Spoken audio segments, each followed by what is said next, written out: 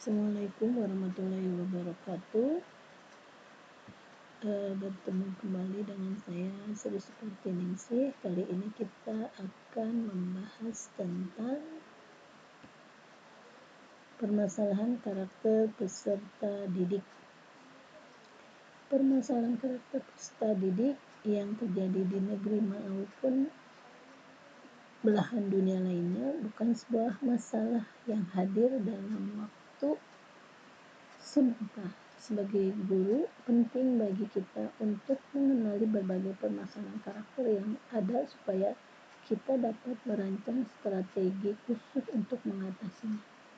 Mengubah karakter seseorang peserta didik tentu tidaklah mudah, sebab waktu yang guru miliki bersama peserta didik tidaklah lama, sebagaimana waktu yang dimiliki ketika berada di luar sekolah.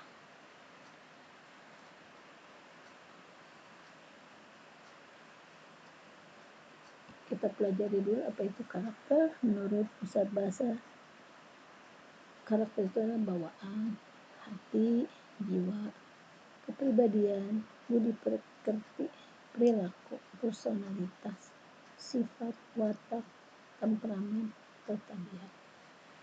Ya.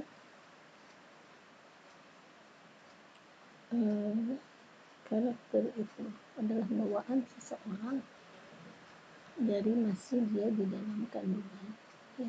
Seorang ibu mulai memberikan satu karakter kepada anaknya dimulai pada saat anak itu berusia 4 bulan, ya, dimana seorang ibu yang melakukan hal-hal yang baik, yang positif, otomatis akan melekat pada diri anak sampai dia lahir nanti.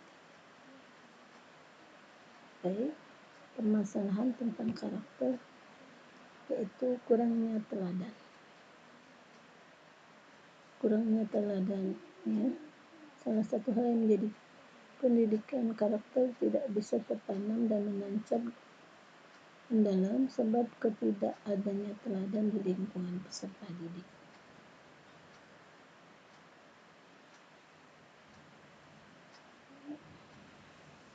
Memang ketika peserta didik berada di sekolah, mereka sudah memiliki teladan. Misalkan kita memberitahu untuk melaksanakan ibadah sholat, kemudian selalu berbuat baik sama orang tua, ya. Namun apabila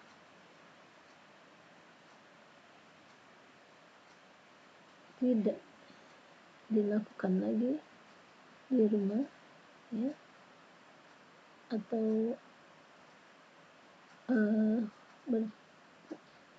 didapati dengan lingkungan yang tidak mendukung, maka permasalahan itu akan terjadi. Kedua, yaitu lingkungan sosial. Ya.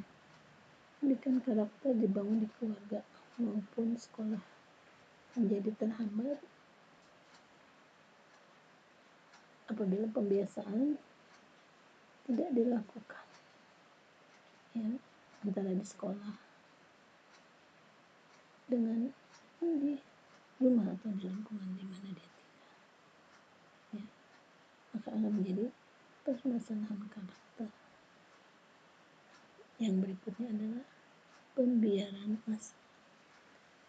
Pembiaran massal di sini segala sesuatu yang menurut kita itu kurang baik atau kurang bagus, sebaiknya kita katakan kepada peserta didik bahwa itu salah, bahwa itu kurang bagus. Misalkan pada saat kita melihat ada anak yang duduk di atas meja, ya, lalu kita panggil, kita dekati, soleh atau soleha. Kalau yang buat duduk itu apa?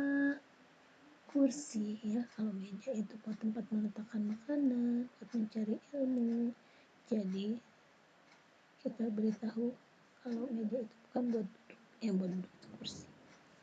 Nah, itu pembiaran massal. Kalau kita diamkan, kita melihat tapi kita cuekin. Kemudian pada saat mereka datang ke sekolah menggunakan sendal, tidak kita tegur, ya, dibiarkan saja, mereka menganggap itu benar, itu namanya pembiaran massal. Permasalahan karakter ini dapat kita selesaikan. Solusinya adalah solusi pendidikan karakter bisa terwujud secara efektif. Satu, yaitu memberikan teladan. Memberikan teladan di sini yaitu sudah mendapatkan contoh bagaimana berperilaku yang baik kapan saja dan di mana saja. Ya, guru memberikan sifat yang sabar, tegas.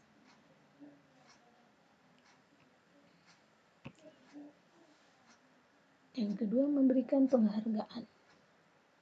Ya, strategi pendidikan karakter yang didapatkan adalah dengan memberikan apresiasi kepada siswa, seperti ucapan selamat, terima kasih. Jadi jangan hanya diberikan kepada siswa yang berhasil mengukir prestasi saja, tapi apabila seorang peserta didik memberi bantuan kepada temannya atau berani berkata jujur, maka kita berikan apresiasi. Kemudian menyisipkan pesan moral dalam setiap pembelajaran. Ya. Kita misalkan menanamkan karakter sabar, kerja keras, jujur, pantang menyerah dalam menyelesaikan tugas atau soal yang diberikan. Misalkan pada saat menghadapi masalah hidup, kita harus optimis dan berusaha untuk menyelesaikan masalahnya. Ya. Bahwa ilmu yang kita pelajari penting untuk masa depan. Yang keempat, jujur atau open minded.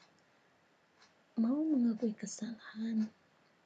Jangan pernah malu untuk mengakui dan meminta maaf kepada peserta didik atau siswa. Kita harus legowo saat dikoreksi oleh peserta didik. Yang kelima,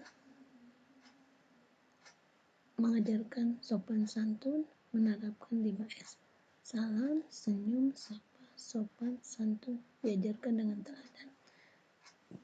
Dalam artian pada saat kita lewat di depan siswa kita mengucapkan assalamualaikum, kemudian berikan senyum, menyapa mereka mau kemana, atau kita pada saat mereka sedang kita bilang punten atau permisi, ya, itu adalah dengan memberikan teladan.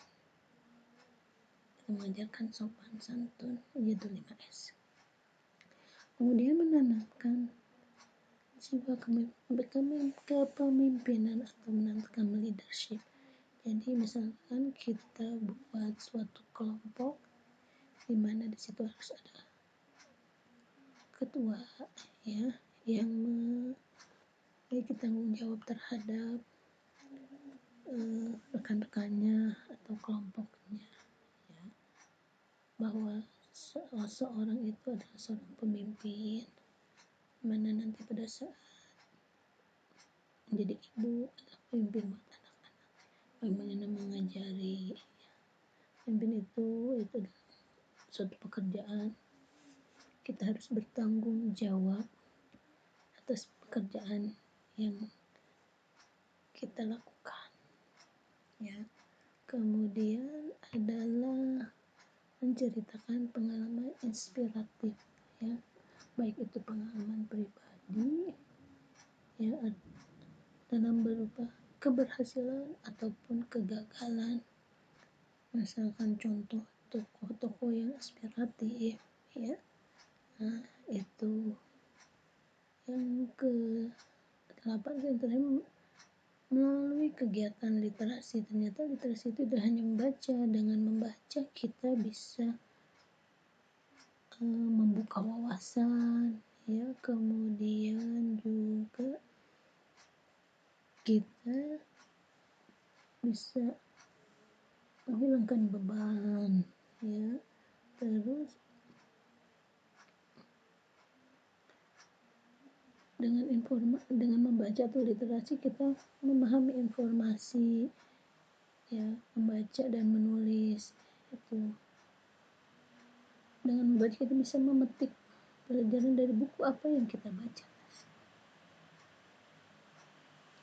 Oke, demikian permasalahan tentang karakter peserta didik. Ya, semua tidak akan berhasil tanpa adanya rencana, ya, serta ketulusan yang kita berikan dan kita